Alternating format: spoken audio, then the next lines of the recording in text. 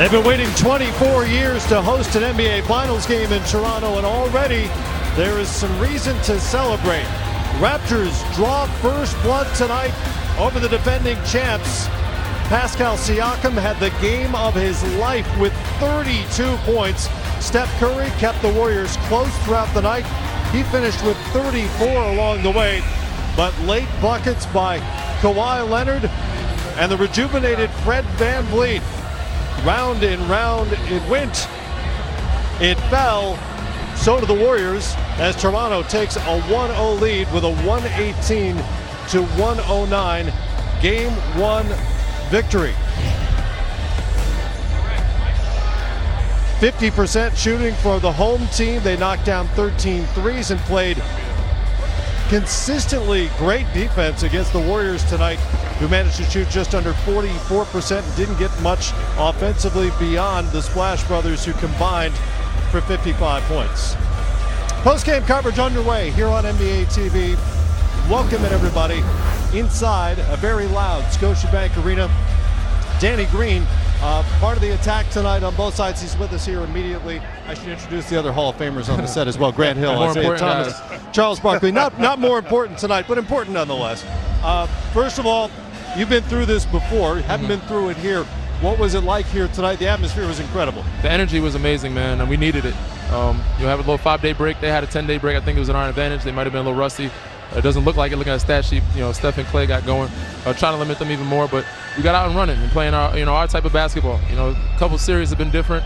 Going big against Philly, having slowing down a little bit. Milwaukee, it's been hard to get back to our type of offense, but we got going, we got running. Pascal was at the rim, he was great for us, and everybody else kind of filled in, got some good uncontested looks. Obviously, your shooting problems have been a discussion over the last couple of weeks. Yeah, tell me about it. The Eastern Conference Finals, everybody's been discussing it. Mm-hmm. You're an important part of the team, obviously, and so they try to be. Need to be out there. Shoot or shoot, right? That's what we hear over and over again. But when everybody's talking about it, it's got to be a relief to get this out of the way and get back to being you. Definitely. I try not to think about it. My game, for me, where I hang my hat is the defensive end of the floor. Try to be active, try to chase those guys as best I can. Didn't do a great job tonight, but hopefully get better, get the rust off and do a better job communicating and rebounding. But, if I play defense, I know it'll fuel my offense and I'll make some shots when I get open. Danny, every series that you guys have played, you've gotten better and better each game defensively. And as you said, your focus is on the defensive end. And you sit in that locker room, when you look around, you got 6 players, including yourself, that have been the first, second team all-defensive players in the league. And then you got 2 who've been defensive players of the year. How does that make you feel on the defensive side when you know you have to get a stop or you can get a stop? Oh, man, very comfortable. Knowing that when I'm pressuring a guy, I got those guys behind me with Mark, Kawhi, and Pascal up and coming, Kalo, those guys are amazing, man. But, whatever our scheme is, we figure it out, we adapt, we adjust, and, we make the right calls on the floor with each other. So having that defense out there is our foundation, and I think it helped a ton in playing the teams that we played throughout the playoffs. We're battle-tested, and it prepared us for this moment. You look at your team.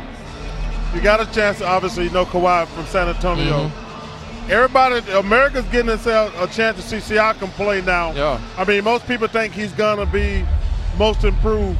What has his growth been like for y'all team throughout the season? As he should be. Obviously, had a couple lulls here and there, but we knew he's a great player. He's going to get his confidence back, get his rhythm back, especially against this team where there's not as much rim protection, where he's able to get to the rim. But his growth has been huge for us. And we're going to continue to need him to shoot the ball consistently and take his time, knock down that three, space the floor. Because in the past playoff series, they kind of played off him and able, when we got a guy like Kawhi, it makes things easy. Everybody's going to be open. So we worry about the defense under the floor. That guy worries about the offense under the floor. We figure it out. They double, we know where the ball is going. Everybody knows where it's going. They're going to double him, and we got to figure out, play good basketball, move it, and find each other. Danny, you talked about Kawhi Leonard, and throughout the playoffs, he's really at times carried you guys on the offensive end. He had a rather pedestrian game here tonight for his standards, but the rest of you guys stepped up. But you guys, throughout the regular season, stepped up. He was out of a lot of games, load management. You guys had played without him.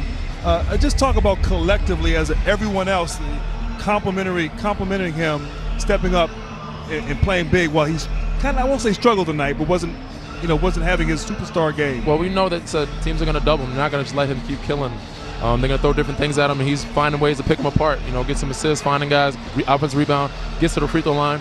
But with him being out during the season, like I said, I go back to us being battle tested and improving and maturing. Our younger guys getting a chance to show themselves, to get some confidence and play. And again, Patrick McCaw coming and giving us great minutes. Norm, all those guys had a chance to show themselves throughout the season because when he was out, we had other guys step up. Danny, when we look at this game, I thought defensively you guys were excellent in terms of the strategic moves that you made. I look at the stat sheet. Steph only got up 18 shots. Only. Clay only got up 17 shots. But when Durant is out, one of those guys would get up 20 to 25 shots. For sure. I mean, I thought the double teams were excellent. Did you guys focus on that coming into the game, or was it an adjustment that you made during the course of the game? I think everybody in the world knows who the best shooters in the league are. And when KD is out, that their focus is to get those two guys the ball. No secret, you stop those two guys, you might have a chance of winning the game. Yeah. Obviously, we'd like to keep stepping up the free throw line, getting 14 free throws. That hurts us. But limiting their shots as much as possible, trying to deny them the touches. But and hopefully make them shoot tougher shots and a lower percentage. They shot pretty well for the most part. But we'll go back to the drawing board, watch some film, some clip, and see what we can figure out and do better defensively. My last question for you is, tell us about Coach Nurse. He doesn't get a lot of credit. He's got you guys obviously in the finals. Tell us about Coach Nurse. He's got to get the most credit for the growth of a Pascal Siakam, a Fred VanVleet, a Norman Powell. Those guys coming off the bench and be able to play confidently and aggressively. And I said Pascal being most improved is due to Nick and having given us the freedom throughout the season. He's let us all kind of do different things. There's never been a time you ever seen me post up, but I've posted up throughout the season once or twice, and I almost got it one time tonight. But he allows us to play a little different basketball and be free and be confident what we do. Did you score when you posted up? And a couple times, not many, a couple times during the season. A couple times. Stick to the game plan. Shoot it. You open, shoot it. Let it fly. Yeah. I got one other question for you. Last time you guys played this Golden State Warriors team, when you and Kawhi were together, you were with the San Antonio Spurs. Yeah. Right? Before Kawhi gets hurt, you're up 25 in the third, and Kawhi goes down. Is there any revenge factor in both of your guys' mind about, hey, we know how to play against these guys, we had them, and now we want to get another shot at playing against them again? Small part of it in the back of our minds, but I think it's everybody in the league wants to beat them. They're the champions, regardless of what happened in the past. These guys have won 3 or 4 times. They've been here 5 times. So, and it's not going to be easy. We got to take it from them. We're not going to. They're not going to give it to us. So, regardless of what's happened in the past, obviously we know in the back of our minds we had a shot, and it would have been nice to see or interesting to see if he would have been healthy, how that series would have went. But we want to be champions again. We want to be the last team standing. In order to do so, we got to stay healthy and hopefully continue to play and not get too happy. These guys, they've been here before. They've been down before. They've been down in many games. They always come back. They've been down in series. We can't get fat and happy and be satisfied. They're still cool, calm, and collected, and we have to be focused. Yeah, Dan, I was just going to say, you've been on this stage before. You've won a championship before. To the guys in your locker room who have not been on this stage, what do you say after a big game like this in preparation for the next game 2? I just tell them, this is one, and we didn't do anything yet. We're just protecting home court. We still have to protect it. We have another game where we have to protect home court, especially against this team of how talented they are and how good they are at home as well. We can't let them sneak in and take one from our building. Congratulations on finding the stroke. Thank you. On finding your way to the table because you're a winner tonight in a 1-0 lead. Great atmosphere. Danny Green, we appreciate your time here tonight. Thank you, guys. Let's get inside. Nick Nurse has made it to the podium after a Game 1 finals win.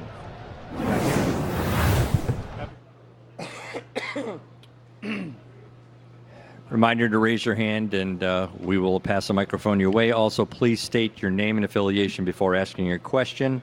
Nick, left side, front, first row with Doug. Thank you.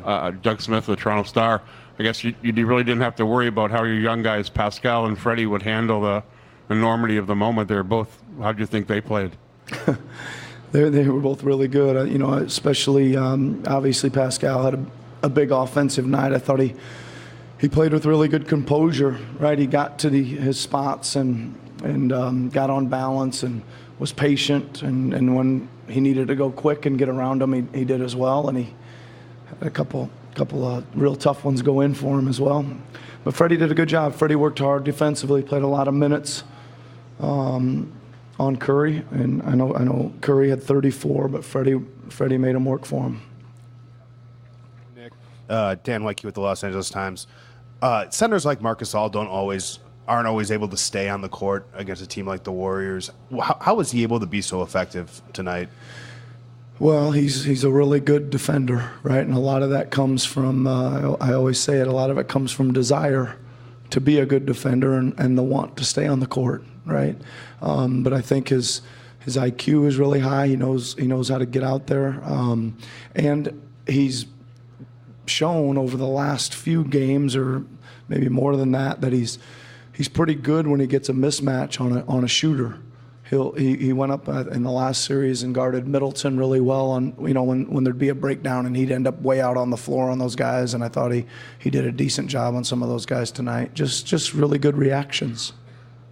Nick Nurse inside. We talked pregame about this Warriors streak of Game 1 wins, which stood at 12 before the night began, and the Raptors' woeful history in Game 1s in any round of the playoffs, 3-15 all time. All that has been reversed now. I told you it works against you now. It could. I mean, eventually it's going to. Yeah. Well, but I thought the place was nuts. If you were here for the anthem, it was really like tingles down your spine kind of stuff. Well, they handled the emotion. They played really smart. That's because they got a cyborg out there with them. Listen, they followed this young man. Siakam was obviously the key to the game tonight. But as we talked about in the pregame, when you have, like Danny Green just said, he says, "Oh, we feel pretty good. We got Kawhi." Yeah. When you have a guy like that, he lifts air like, "Oh, we can beat anybody," because 99.9% of the time we're going to have the best player in the game. Anytime you have the best player in the game, you have a chance. Yep. So Kawhi gives them a certain amount of confidence. The other guys feed off it. His crowd was amazing. He talked about how Coach Nurse, and I've said this before, there are a lot of coaches who don't give you confidence. They take your confidence away. Like when you make a mistake, they snatch you out the game. And that builds up, and it gets in your head. Danny Green said that. We didn't even ask him that question. He said, Coach Nurse, he gives us that freedom. He empowers us, and that was awesome to hear. Well, and remember, Nick Nurse ran a play for him in overtime in the Eastern Conference Finals when he was, again, 4 of 23 from three-point range. That really does inspire confidence. Well, they were up 25 when they did it, though. Well, it was in overtime. I'm just kidding. I'm just joking.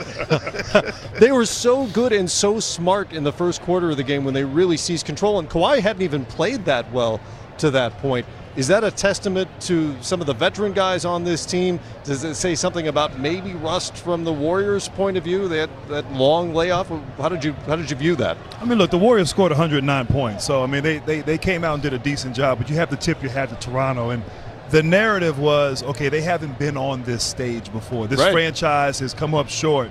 But the bottom line, as you said, you have veterans. You got Danny Green, who was he's been in finals. He's hit big shots in the NBA finals.